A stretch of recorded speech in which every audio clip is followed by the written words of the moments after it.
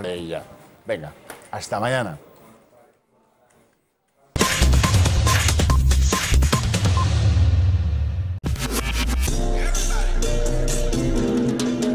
Now, everybody, do it.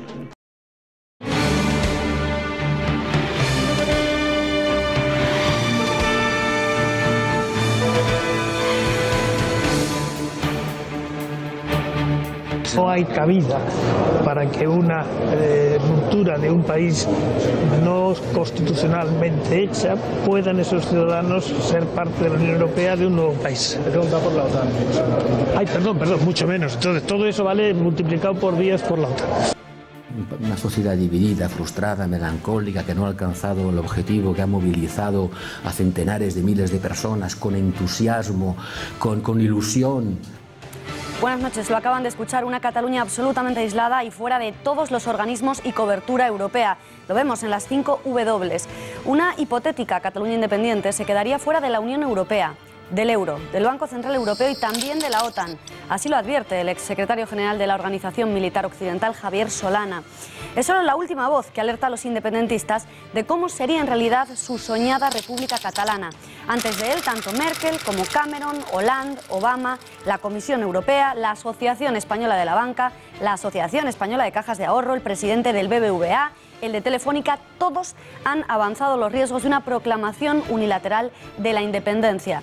Junto a Javier Solana, Josep Borrell, exministro socialista, ha vaticinado una Cataluña frustrada, dividida y melancólica de consumar el desafío. Advertencias que se suman al aviso de Hacienda a Artur Mas. Si se independizan, no encontrarán manera de financiarse.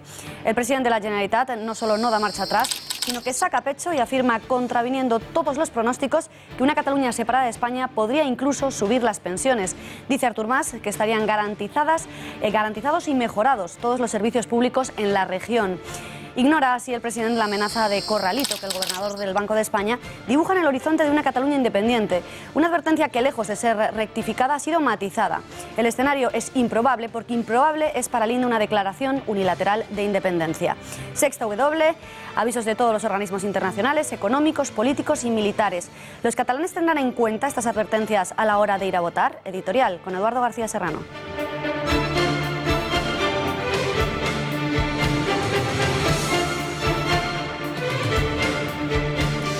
Buenas noches, Beatriz. Pues esperemos que sí, que impere el Sein y tengan en cuenta estas advertencias. Porque más allá del ruido y de la furia propagandística de los separatistas, ciertamente exitosa, según todas las encuestas, lo cierto es que nada ni nadie podrían sostener las condiciones de vida de las que hoy gozan, con todo derecho y gracias al esfuerzo común de todos los españoles, nuestros compatriotas catalanes. A las serias, verosímiles y plausibles advertencias que todos los organismos nacionales e internacionales, políticos y financieros están haciendo a los catalanes sobre las catastróficas consecuencias que les acarrearía la declaración de independencia, se han sumado hoy las que acaban de hacer Javier Solana y Josep Borrell. Cataluña saldría también del paraguas protector de la OTAN. Sin más ejército que la Guardia Urbana y los Mossos de Escuadra, Cataluña quedaría también sola e indefensa ante cualquier agresión exterior. Además de pobre y aislada, indefensa. Como bien ha dicho Borrell, la independencia solo producirá frustración, división y melancolía.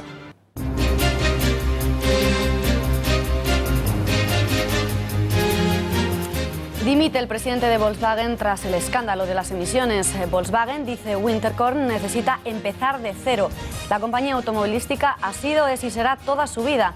Por ello, confiesa encontrarse en estado de shock y estupefacto ante la posibilidad de que un fraude de esa envergadura haya podido cometerse en el grupo alemán. El Papa ya está en Estados Unidos, donde se ha reunido con Barack Obama. Ante él ha reivindicado el matrimonio, la familia y la libertad religiosa. Ha ocurrido en la Casa Blanca, donde el Santo Padre ha agradecido a Obama la acogida dispensada en nombre de los ciudadanos estadounidenses. Presentándose como hijo de una familia de inmigrantes, el pontífice ha manifestado la alegría de estar en el país que ha sido construido en gran parte por esas familias. Estaba bien claro que yo no iba a dar audiencias, porque se pidieron audiencias, no solo los disidentes.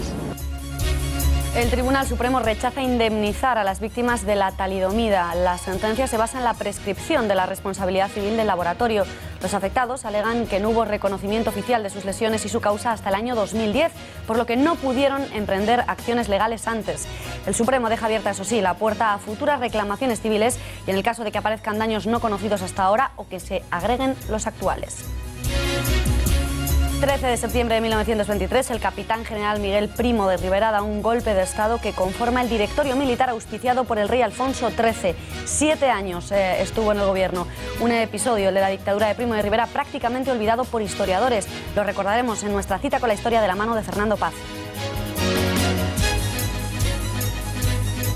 Juanma Pérez Noya, muy buenas noches. Ya ha comenzado la Liga, el Barça está jugando ahora mismo en Vigo. Exacto, hace apenas unos minutos ha comenzado el Fútbol Club Barcelona, ese partido en Vigo en el que se la juega. Recordamos, el Celta está a solo 2 puntos del equipo catalán que se juega su liderato en el terreno de Balaídos. Pero no solamente el Fútbol Club Barcelona, que estamos viendo cómo ha llegado a la ciudad gallega, también el Real Madrid ha llegado a Bilbao esta mañana y tiene un partido trascendental, una piedra de toque, Rafa Benítez con el Real Madrid, ese partido trascendental en San Mamés, en el tiempo de deportes. Os ampliaremos los detalles de ambos encuentros y además escucharemos las últimas declaraciones independentistas de Pep Guardiola.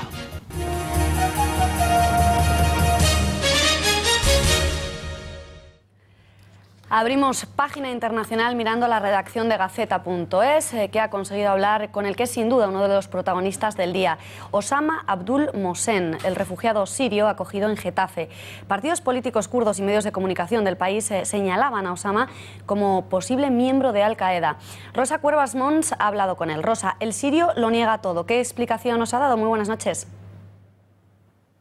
Buenas noches, Beatriz. Pues lo que explica Osama es que los kurdos mienten. Señala que cualquiera que, como ha hecho él, critique el régimen de Bashar al-Assad se convierte inmediatamente en el enemigo a batir por los protectores del dirigente sirio, en este caso el partido que ha vertido estas gravísimas acusaciones sobre él. Dice que son capaces de inventarse todo tipo de mentiras para meter en la cárcel e incluso acabar con la vida de quienes se opongan al régimen de al-Assad. Y nos deja muy claro, nunca ha estado en el frente al-Nusra, no lo conoce ni ha hablado con ninguno de sus miembros. Rosa, ¿y qué explicación te ha dado de por qué solo critica el régimen de al-Assad y no la violencia del Estado Islámico, de Al-Qaeda o de Al-Nusra? Pues Beatriz nos explica que cuando él abandonó Siria para irse a Turquía, el Estado Islámico todavía no había llegado a su país, no conocía a este grupo, nos dice, pero después de ver las atrocidades que ha cometido, dice que por supuesto condena sus acciones, condena la violencia del Estado Islámico, también la violencia de grupos como Al-Qaeda o Al-Nusra, y dice que si tuviera delante a estos grupos y a Bashar al-Assad, a todos les diría que se fueran de Siria, que abandonaran su país, porque ellos solo quieren vivir en paz. Muchas gracias, Rosa. Europa sancionará a España y a otros 18 países por incumplir las normas de asilo. Los procedimientos de sanción también afectan a países como Alemania, Francia, Italia, Austria, Países Bajos y Hungría. La Comisión les acusa de no respetar las leyes europeas de reconocimiento de refugiados y de condiciones de acogida. Los países afectados recibirán, en primer lugar, un escrito de requerimiento de la Comisión Europea. A continuación, dispondrán de 2 meses para responder a la misma. Si para entonces no están aplicando correctamente la normativa, se enfrentan a una posible acusación ante la Corte Europea. Aún así, Eslovaquia ha anunciado que impugnará las cuotas impuestas por Bruselas y no acogerá refugiados. Para su primer ministra, el socialdemócrata Robert Fico, el reparto obligatorio es irracional y será un hazmerreír. Un destino menos para los refugiados, pero ¿en función de qué criterios los refugiados eligen un país u otro? ¿Por qué Alemania o Suecia se encuentran entre los países que más solicitudes de asilo reciben? Y por el contrario, Italia prácticamente no recibe ninguna. Eurico Campano, muy buenas noches, cuéntanos. Buenas noches, Beatriz. Los refugiados tienen en cuenta, entre otras variables, cuáles son sus posibilidades de obtener el permiso, qué ventajas tienen en un país u otro o qué futuro les esperará. Los países del norte de Europa son sin duda los más generosos. En Alemania se les da comida gratis y 216 euros el primer trimestre para ir incrementando la cantidad hasta los 400 euros mensuales. En Suecia se les facilitan viviendas públicas y subvenciones de entre 717 y 1.100 euros al mes. En Noruega cuentan con permisos de residencia flexibles y con ayudas de entre 394 y 1.398 euros mensuales. Un chollo, vamos. En Francia las cosas tampoco tampoco pintan mal, aunque un poquito menos, para estos refugiados, pero tampoco atan ya los perros con longaniza. La asistencia sanitaria es gratuita y reciben 11,45 euros diarios solo si acreditan que es necesario. En el Reino Unido no pueden trabajar hasta que no se les reconoce su estatuto de refugiados, pero una vez que es así gozan de los mismos derechos. En los países del sur lo tienen menos fácil. En Italia reciben menos permisos de trabajo, pero no dinero en efectivo. En España, los 6 primeros meses no pueden trabajar, aunque pueden recibir hasta 51 euros diarios. A esto hay que sumar subvenciones por ropa o en concepto de familia numerosa. Gracias, Eurico. El presidente de Hungría, Viktor Orbán, ha llegado a Bruselas con varias propuestas bajo el brazo para endurecer la política europea en la crisis de los refugiados. En Europa, dice Orbán, tenemos unas leyes y unas fronteras y contamos con nuestras policías, con nuestros ejércitos, para hacer cumplir nuestras leyes y respetar nuestras fronteras. Ha dicho, pues tras un encuentro con el grupo parlamentario alemán de la CSU, el partido pequeño de la gran coalición alemana, que aplaude y defiende la posición de Hungría. Asunto lo suficientemente polémico como para plantear un cara a cara entre Eurico Campano y Eduardo García Serrano, a favor o en contra de la postura adoptada por Hungría y por su presidente Viktor Orbán con respecto a los refugiados. Empezamos por Eurico. La postura de Orbán es claramente xenófoba, tal y como destacan una abrumadora mayoría de medios de comunicación y de gobiernos de la Unión Europea. Un intento de proteger sus fronteras visto como extraordinariamente agresivo, teniendo en cuenta además que un país con un discreto nivel de vida como es Hungría, pues no era ni mucho menos el objetivo final de estos refugiados. Por tanto, no se entiende muy bien ni su afán en levantar muros, ni su acción policial de sus fuerzas de seguridad reprimiendo a unas personas que lo único que hacen es, en fin, huir de la guerra, proteger sus vidas, sus haciendas y buscar un destino mejor. Querido Eurico, te veo muy contaminado por eso que decía Nietzsche, a lo que Nietzsche definía como moral de modistillas, y que impregna a toda la prensa progresista europea. Hungría está en su derecho, como lo está Eslovaquia y otros países del este europeo, a no asentar en su territorio a refugiados si no quiere recibirlos. Hungría tiene que saber, Eduardo, que la pertenencia a todo club, desde el más humilde hasta el más selecto, implica el cumplimiento de unos deberes y de unas obligaciones. Los deberes, claro. Los derechos, mejor dicho, los tiene muy claros. Es recipendiaria neta de fondos estructurales y de cohesión desde hace muchos años, pero ahora no quiere arrimar el hombro, no quiere cumplir su cuota parte de responsabilidad, claro, a la hora de acoger a estas personas y, por tanto, Angela Merkel les ha advertido que pueden retirárseles los fondos. Claro, deberes que han cumplido escrupulosamente, como tú sabes bien, Francia y Alemania y, por supuesto, Inglaterra, que se ha negado a cumplir sentencias del Tribunal de Derechos de Estrasburgo reiteradamente, hasta 19 veces. Pero a la pobre Hungría, que no tiene posibilidades logísticas, económicas y materiales de atenderlos, sí le exigimos ese cumplimiento estricto del deber europeo.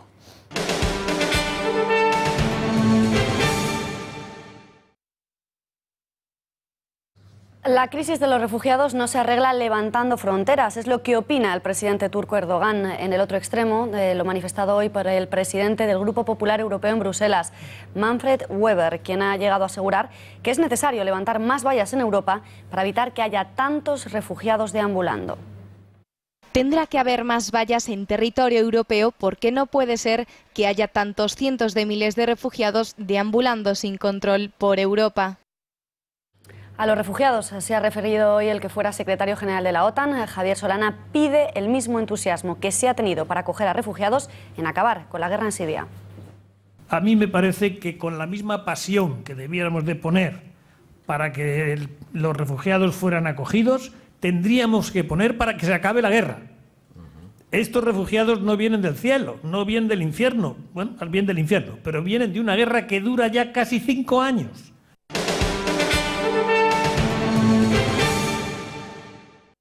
Los terroristas de ETA detenidos ayer en Francia, considerados los jefes de la banda, David Pla e Irache Sorzábal, tenían armas, documentación y material informático.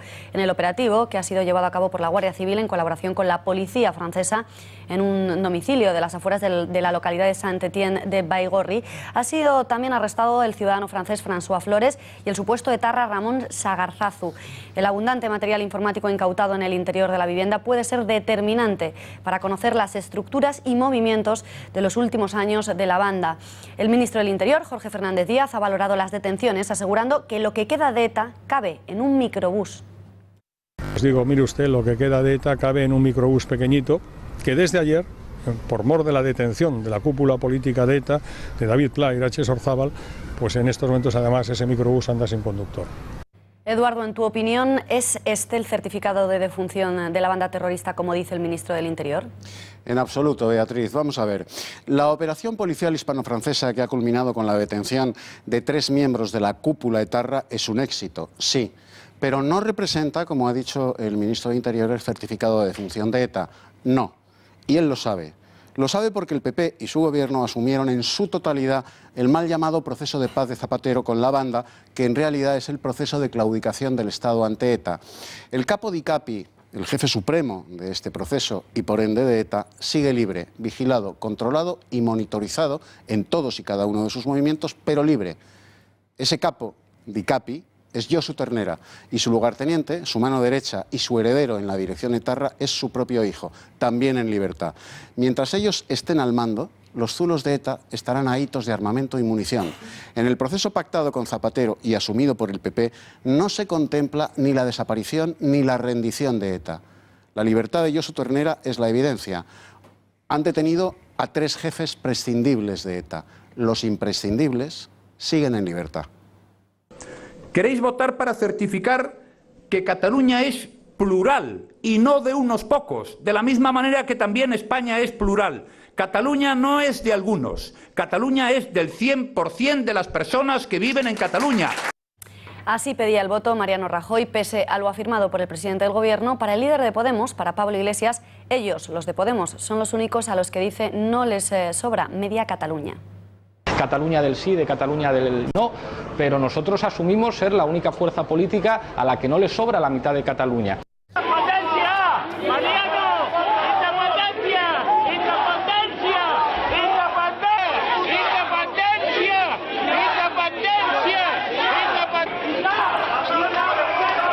Lo acaban de escuchar entre insultos y al grito de independencia o fascistas fuera de aquí. Así fueron recibidos ayer en Reus el presidente del Gobierno, Mariano Rajoy, y el candidato popular a la Generalitat, Xavier García Albiol.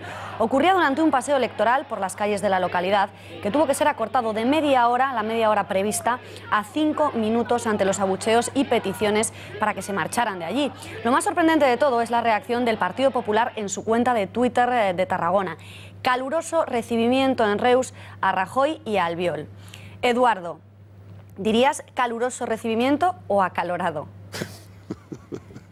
Pues más que caluroso, Beatriz, como dicen los panegiristas del PP, el recibimiento en Reus a Rajoy y a su candidato Albiol ha sido, por decirlo suavemente, acalorado. El PP, como siempre, buscando eufemismos para adecuar la realidad a su antojo. Debe tener la misma concepción de todos nosotros que la podemita Meritxell Genao tiene de sus votantes. Les abuchean más que al himno en el Camp Nou, les insultan con el mismo odio que Joan Tardá al Borbón y ellos dicen que eso es un caluroso recibimiento. Esa manera de interpretar la realidad es la que ha conducido al PP a la irrelevancia política en Cataluña. En la Plaza Mayor de Reus hoy se reía del PP hasta el caballo de Prim, porque si su heroico jinete hubiera defendido a España en Marruecos con la tibieza de Rajoy del PP en Cataluña, los moros nos habrían corrido otra vez a gorrazos hasta Covadonga 11 siglos después. En la misma línea de lo afirmado ayer por el secretario de Estado Tomás Burgos, hoy la ministra de Empleo, Fátima Báñez, ha recordado a los pensionistas catalanes que cobran puntualmente su pensión gracias a la solidaridad del resto de España. Por su parte, el presidente de la Generalitat, Artur Mas, no solo desmiente lo asegurado por la Seguridad Social y por el Ministerio de Empleo, sino que va más allá y afirma que una Cataluña independiente tendría asegurado el pago de las pensiones e incluso, dice, podría aumentarlas. Que es deixarien de pagar les pensions, que si cometíem la bogeria i teníem l'audàcia de poder construir el nostre propi estat, que tots els pensionistes perdrien les pensions. Qui punyeta pot pagar millor les pensions en aquest país? Doncs escolteu, Catalunya. M'enteneu? Era una altra mentida. Para analizar si serían o no serían sostenibles las pensiones en una hipotética Cataluña independiente, si estarían o no garantizadas, contamos con la ayuda del economista y profesor del Instituto de Empresa, Rafael Pampillón. Señor Pampillón, muy buenas noches. ¿Quién tiene razón? ¿La Seguridad Social, que afirma que Cataluña no podría pagar sus pensiones? ¿O tiene razón Artur Mas cuando dice que una Cataluña independiente podría incluso subirlas? Buenas noches. Cataluña independiente tendría dificultades en pagar las pensiones. Hay que considerar que muchas empresas que ahora están en Cataluña se irían fuera, que la economía colapsaría, en parte porque habría empresas que se deslocalizarían fuera de Cataluña para no tener que pagar el arancel que tendrían que pagar sus productos desde Cataluña al resto de Europa. En ese sentido, Cataluña tendría menos ingresos fiscales y más gasto público. Tendría que asumir los gastos en pensiones, los gastos en educación, en sanidad. Tendría que pagar la parte de la deuda española que le corresponda. En definitiva, tendría más gastos para montar ese nuevo Estado. Menos ingresos fiscales y más gasto público generarían dificultades en el pago de las pensiones y también en el pago de otros gastos que tendría que hacer el gobierno catalán. Gracias, señor Pampillón. Eso en lo que respecta a las pensiones. Respecto a su financiación, Hacienda ha advertido hoy de que Cataluña sería un país financieramente inviable y políticamente inestable. Y se ha preguntado quién financiaría y a qué precio a una región que en la actualidad ya tiene una calificación crediticia de bono basura, que además anuncia que no va a pagar su deuda.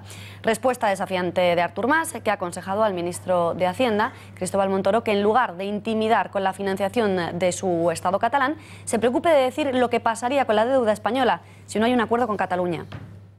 Le preguntamos al ministro de Hacienda cómo España respondería de su deuda, que la tiene toda, porque es la única responsable de la deuda pública del Estado español, cómo respondería de su deuda sin un acuerdo con Cataluña y con Cataluña fuera.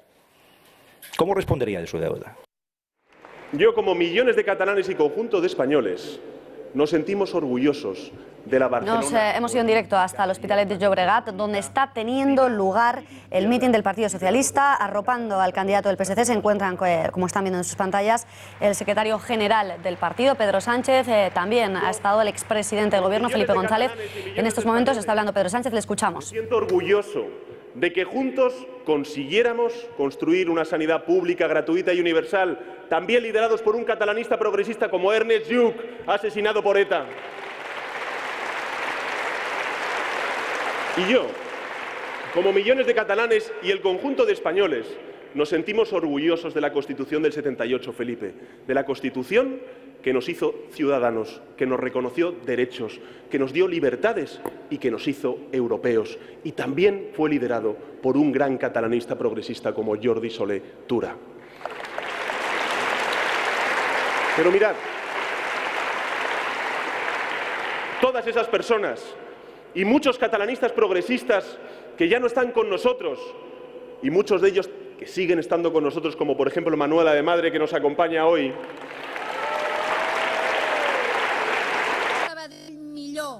Y desde el Hospitalet de Llobregat nos vamos hasta Sabadell, donde en estos momentos la candidatura unitaria independentista está celebrando su acto de cierre de campaña. No sabem on seria ara, però jo us dic que estaria al costat del futur, de la prosperitat i de la llibertat.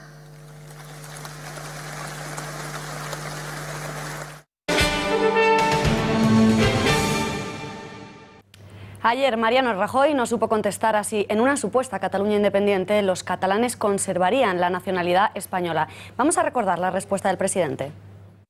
La nacionalidad española no la perderían los ciudadanos de Cataluña. No lo sé, es decir, ¿por qué no la perderían? ¿Y la europea tampoco? Pues porque la ley dice que el ciudadano de origen nacido en España no pierde la nacionalidad aunque resida en un país extranjero si manifiesta su voluntad de conservarla. Pues, ¿y la europea? Y la europea la tiene porque tiene la nacionalidad española. Lo decía el presidente. Hoy el ministro de Exteriores, José Manuel García Margallo, ha sido tajante al respecto. En una república catalana independiente no habría nacionalidad española. Sin embargo, a las pocas horas el ministro del Interior dibuja un panorama distinto y dice que se puede ser español y estar fuera de la Unión Europea. Artículo 9 del Tratado de la Unión y me parece que es el artículo 20 del Tratado de Funcionamiento de la Unión Europea. Y los dos dicen que la ciudadanía europea no es un ente separado, no es un ente abstracto, es algo que va ligado a la nacionalidad de cada uno de los países que forman la Unión, de los 28. Uno tiene la ciudadanía europea porque tiene la nacionalidad de uno de esos 28 estados. En otro caso no tiene la ciudadanía europea. Para aclarar esta complicada cuestión nos acompaña en plató José Carlos Velasco, socio de Fuster Fabra Abogados. Muy buenas noches. Buenas noches, Beatriz. José Carlos, te quería preguntar, en una hipotética Cataluña, a ver si conseguimos aclararlo, independiente, ¿los catalanes podrían seguir conservando la nacionalidad española? Bueno, tendríamos que ver primero los dos supuestos que podrían existir. Uno, que fuese una declaración unilateral, sin contar con el Estado español. En ese caso, como no sería reconocido como Estado, mantendría la nacionalidad española y no habría ninguna otra nacionalidad. Y en el caso es que hubiese un referéndum pactado, cabría si hubiese un convenio bilateral entre dos Estados. Es decir, que se reconociese a Cataluña como Estado, sí que podría ostentar la doble nacionalidad, incluso la española y la catalana. Pero claro, eso sería en un escenario de legalidad. En el escenario de ilegalidad ante el que nos encontramos ahora, no la conservarían. Es imposible porque básicamente no existe un Estado catalán, solo hay un Estado, un país que es España y solo pueden tener la nacionalidad española. Clarísimo. ¿Qué dice el derecho sobre la nacionalidad de los territorios extendidos? ¿Hay legislación sobre esto? ¿Nos encontramos ante un limbo legal? Bueno, en el ámbito español no existe legislación sobre una posible escisión. Hemos tenido otros casos, pero escisión nunca. Entonces, habría que reformar la Constitución en el caso de que, ya como hemos comentado, tuviese que existir algún tipo de convenio bilateral o algún trato especial con un supuesto Estado catalán que evidentemente no se contempla. Señor Velasco, ¿podría haber algún paralelismo con la situación que se creó al abandonar España, pues Guinea Ecuatorial, por ejemplo, el Sáhara? Porque hay que recordar que allí, en ese caso, los habitantes de esos territorios sí que conservaron sus DNI españoles y sí que tuvieron pues todos los beneficios que ello conlleva. Pues en el caso, por ejemplo, de Guinea, lo que ocurre es que era una colonia. En el caso de una colonia, lo que se trató es de hacer un convenio bilateral que mantuviesen o pudiesen elegir la nacionalidad. Lo que pasa es que la residencia debe ser o en un Estado o en otro. Es decir, que no tiene nada que ver. No, en este caso no tendría nada que ver. Aquellos catalanes que quisieran, que dijeran explícitamente yo soy catalán, pero quiero seguir siendo español, ¿tendrían derecho a conservar la nacionalidad española? ¿Hay algún mecanismo que contemple esa posibilidad? Siempre hablando del supuesto de una declaración unilateral, porque como hemos comentado antes, si no hubiese un acuerdo con el Estado español, no se reconocería como Estado. Si hubiese una declaración en la que un supuesto Estado catalán se pusiese de acuerdo con un Estado español, cabría la posibilidad de que tuviese la nacionalidad española, porque de hecho, como es español de origen, otra cosa sería los catalanes que naciesen a partir de una supuesta independencia. ¿Qué pasaría con ellos en ese caso? En ese caso, si existiese un Estado catalán, tendría la nacionalidad catalana, pero no española, porque sería un Estado totalmente independiente. Pero vamos, es un supuesto que a día de hoy... En el caso de los catalanes de ahora, sí que podrían. Sí, porque son españoles y el único trámite que podrían realizar en el caso de que hubiese un Estado independiente es ir al registro civil central y renunciar a la nacionalidad española. ¿Y se quedarían sin nacionalidad? Se quedarían sin nacionalidad si no existiese ningún Estado, pero vamos, eso no se puede dar. Como decimos, para enfocarlo, dos casos. Que fuese unilateral, no hay Estado, no puede haber nacionalidad, es imposible. O sea, es que ese caso no se puede dar. En el caso de que el Estado español acordase un referéndum y en base a ese referéndum se pudiese llevar a cabo un Estado catalán, tendrían nacionalidad, no podrían quedarse sin nacionalidad. Clarísimo. Y esos catalanes que mostraran la intención explícita de quedarse, de seguir siendo españoles, ¿podrían seguir conservando su estatus de ciudadanos europeos? Siempre y cuando, si hubiese un Estado catalán fuese reconocido como Estado, sí, a través de convenios bilaterales o convenios internacionales o que la comunidad internacional le reconociese así. Pero ya le digo, estamos hablando de un absurdo porque no hay ningún Estado más que el español. Entonces solo podrían tener la nacionalidad española. Claro, no hay precedente además, o sea que estamos ahí como liados. Efectivamente. Bueno, ha quedado clarísimo. Muchísimas gracias, José Carlos Velasco. Gracias.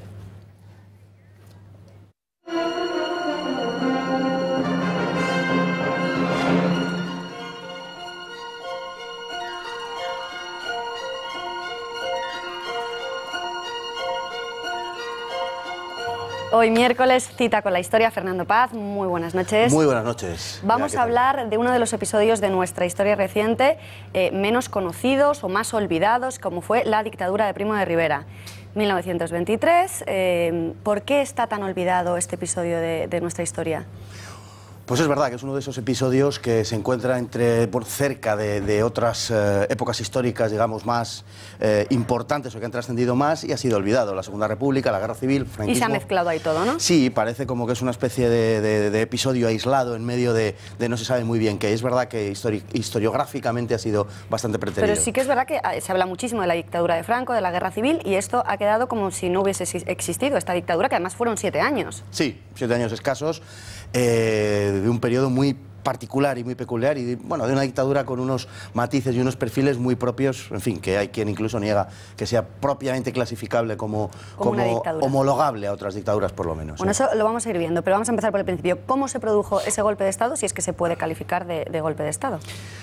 Bueno, en realidad, hombre, es un golpe de Estado formalmente, pero se parece en muchas cosas, se parece más a un viejo pronunciamiento del siglo XIX, podemos decir, ¿no? Para empezar. Es en septiembre, el 13 de septiembre de 1923, el capitán general de Cataluña se pronuncia, manifiesta que la Constitución queda en suspensión y que comienza a hacerse cargo de las riendas del gobierno. El rey acepta la situación. Y a partir de ahí, pues Primo de Rivera efectivamente se hace cargo del gobierno. El rey acepta la situación, pero el rey obviamente estaba informado de lo que estaba sucediendo, porque, querida Bea, siempre que se produce un golpe de Estado, los monarcas normalmente, cuando menos, están informados. Están un poco informados. Y en ocasiones hasta los alientan, ¿verdad? Bueno, estábamos hablando justo de lo del rey, ¿cuáles eran los apoyos de Primo de Rivera más allá del rey? Que ahora también podemos, si quieres, ahondar en ese apoyo de Alfonso XIII a Primo de Rivera. ¿Cuáles eran esos apoyos que tenía? Bueno, en realidad el golpe de Primo de Rivera se produce después de una larguísima crisis que podemos llevar hasta 1898, que se agudiza durante los años de la Primera Guerra Mundial. Hay una crisis militar, hay una crisis política y hay una crisis revolucionaria. En España, y luego se produce el desastre anual, etcétera, con lo cual cuando Primo de Rivera... Provocada, o sea, ¿por qué había tal malestar? ¿Por qué estaba todo tan revolucionado? ¿Por qué había tanto descontento? Porque el régimen había entrado en una especie de degeneración. La Constitución de 1876 tenía un gran valor como donadora, digamos, de estabilidad, había producido una situación de estabilidad después del sexenio revolucionario que había sido muy inestable, y la estabilidad era un gran valor entonces. Pero a partir del 98 el régimen entra en crisis y las crisis se van agudizando y se van sucediendo unas a otras, crisis de todo tipo, y desembocan en una situación en la cual, porque preguntabas precisamente por quién apoyaba a Primo de Rivera, sí. Una situación en la cual todo el mundo prácticamente apoya a Primo de Rivera. Hay muy poca oposición al golpe de Primo de Rivera, algunos sectores intelectuales a los que es verdad que nunca el gobierno de Primo de Rivera supo atraerse, y los sindicalistas más a la izquierda de la CNT. Pero el país en general aceptó la solución de Primo de Rivera como una situación plausible, dada la situación de deterioro extremo por la que pasaba el país. Que eran conscientes, entiendo. Bueno, ¿cómo era Miguel Primo de Rivera para conseguir tantos apoyos, tanto respaldo, para que nadie se le enfrentara? ¿Cómo era la figura de Primo de Rivera? Bueno, él era un militar políticamente no muy caracterizado, tenía una procedencia de una familia liberal, era un hombre leal al régimen. En lo personal era un hombre muy bonachón, muy buena persona, al que se le achacaban algunos vicios que seguramente no tenía, como el de la bebida, por ejemplo, y en fin, algunos otros veleidades de tipo más carnal, digamos. Más carnales. Bueno, era un hombre bastante llano en todas sus costumbres. Los que le conocieron hablaron de él como de un perfecto caballero siempre, ¿no? Y por lo demás, pues fue un hombre que sirvió al régimen y, lógicamente, la situación y el propio rey demandaban una salida a una crisis como la que hemos comentado antes, que además se vio acuciada por el llamado, y fue sin duda uno de los detonantes, el expediente Picasso. Un general del ejército de apellido Picasso, por cierto, pariente del célebre pintor malagueño, ¿no?, del universal español Pablo Picasso, hizo un expediente que estaba siendo supervisado y estaba siendo aprobado por las Cortes. Cuando se iba a ver finalmente la aprobación del expediente, que involucraba al rey en el desastre de Anual, donde habían muerto 10.000 españoles, se produjo el golpe de Estado, ¿no? ¿Y por qué el rey elige precisamente a Miguel Primo de Rivera para poner orden en el país, en ese caos que nos estabas describiendo, Fernando? No es una elección, digamos, particular. Hubo unos movimientos militares, pero aquí habría que hablar de determinadas cosas. De las relaciones de Primo de Rivera con los militares, en muchos casos no eran relaciones especialmente buenas. Había habido una crisis militar en 1917, la crisis de las juntas de defensa, había habido unos enfrentamientos entre los propios militares, los militares peninsulares no aceptaban el sistema sistema de ascensos de los militares africanistas y en consecuencia, bueno, pues había habido pues una crisis militar en todos los órdenes. Primo de Rivera no era muy bien visto por el ejército, por muchos sectores del ejército. ¿Por qué? Porque era de los llamados abandonistas. Un problema central de esta época es Marruecos y Primo de Rivera pretendía acabar con el problema de Marruecos abandonando Marruecos. Finalmente Primo de Rivera arreglaría el problema de Marruecos, pero no abandonando Marruecos, sino con el desembarco de Alhucemas. En septiembre del 25 concierta un desembarco con la ayuda francesa, pero vamos, fundamentalmente protagonizado por España, por el ejército español, y se termina con la rebelión rifeña.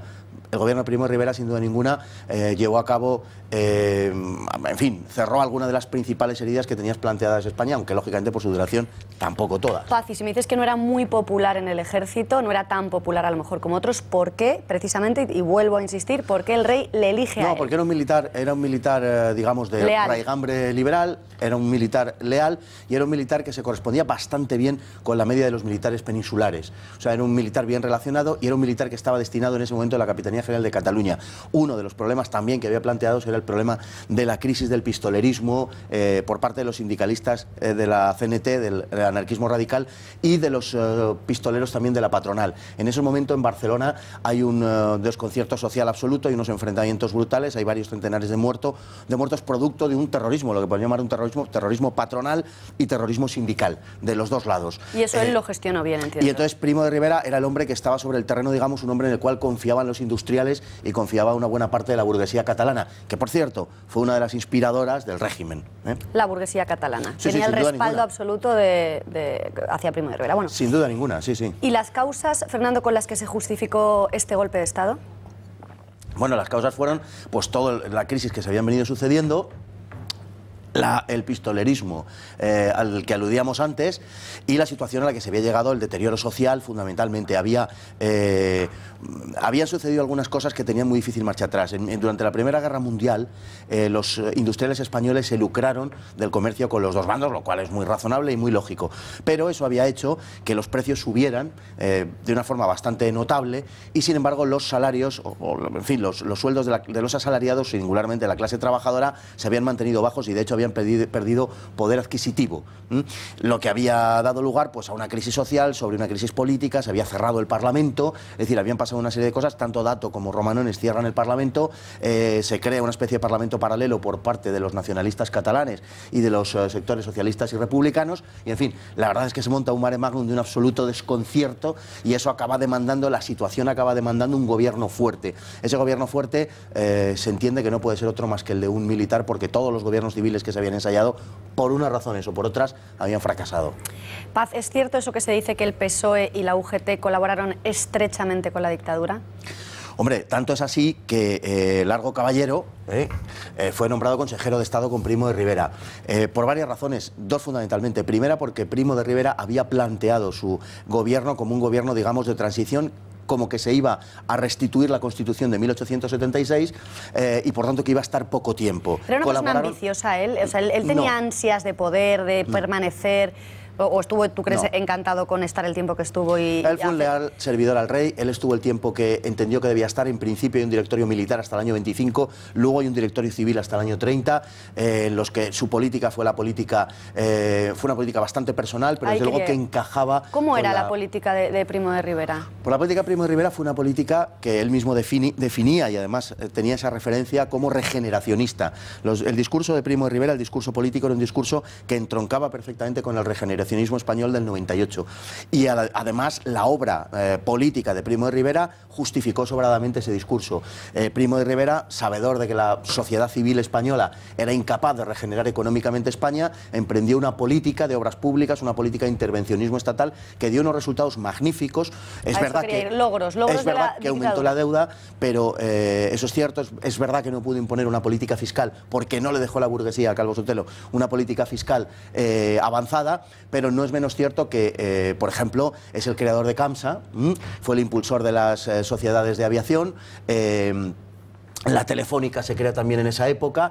Hay una profunda reforma técnica del campo, aunque es verdad que no abordó el problema de la reforma agraria, que quedó pendiente, y luego sabemos que sería un grave problema en la historia de España durante la Segunda República y la Guerra Civil. En fin, llevó a cabo una serie de reformas, pues por ejemplo la atención a las mujeres embarazadas en el trabajo, los seguros sociales, en fin, todo ese tipo de cosas tuvieron un enorme desarrollo. Y el mayor fallo, y ya terminamos brevísimamente, que se nos acaba el tiempo un día más. El mayor fallo de Primo de Rivera, pues son algunos de los que he mentado antes. Por ejemplo, esa incapacidad de establecer una política fiscal avanzada, más progresiva, como quería Calvo Sotelo, que no se lo permitió la burguesía, y además el que no supiera conquistarse a los intelectuales. Si la dictadura hubiera tenido, si el gobierno de Primo de Rivera hubiera tenido el apoyo de los intelectuales, probablemente se podría haber prolongado en el tiempo y haber sido más fecundo de lo que fue. Un apasionante, muchísimas gracias, Fernando Paz. Hemos recordado este episodio un poco olvidado. Gracias. Un placer. Chao.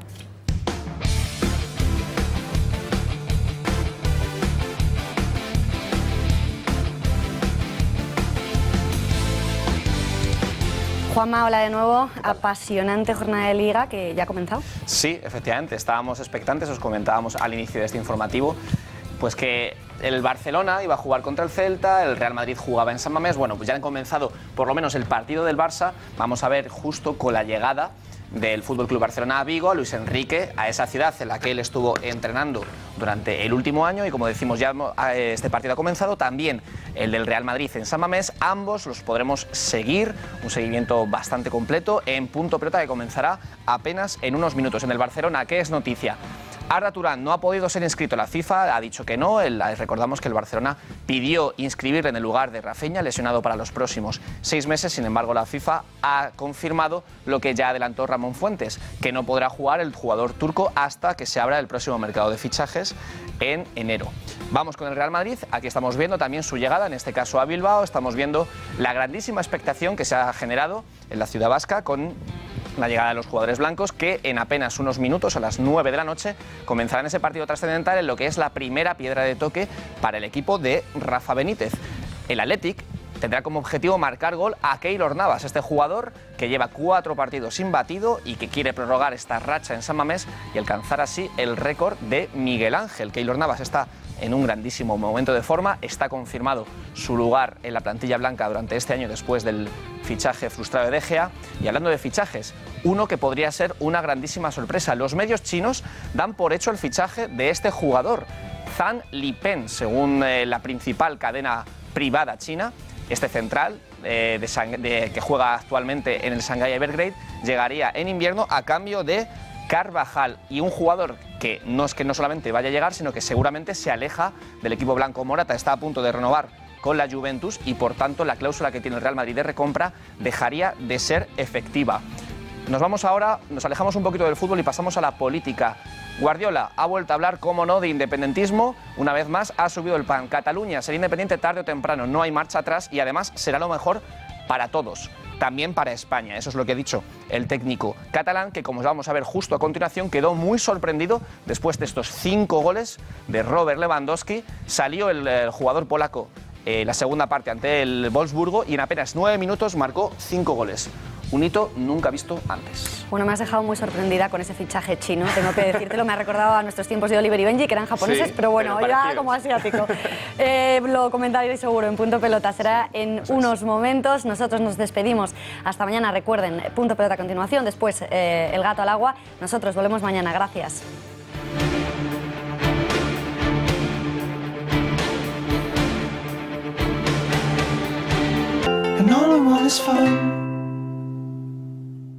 Una velada en Restaurante Portonovo se transformará en un momento especial en nuestros salones o en nuestra terraza, disfrutando de nuestros platos que le evocarán los sabores y las texturas del mar de la tierra de Galicia. Si lo que prefiere es tomarse un aperitivo o disfrutar de una comida informal, podrá hacerlo en nuestras zonas de mesas altas, tanto en el interior como al aire libre. Restaurante Portonovo, en la salida 10 de la A6,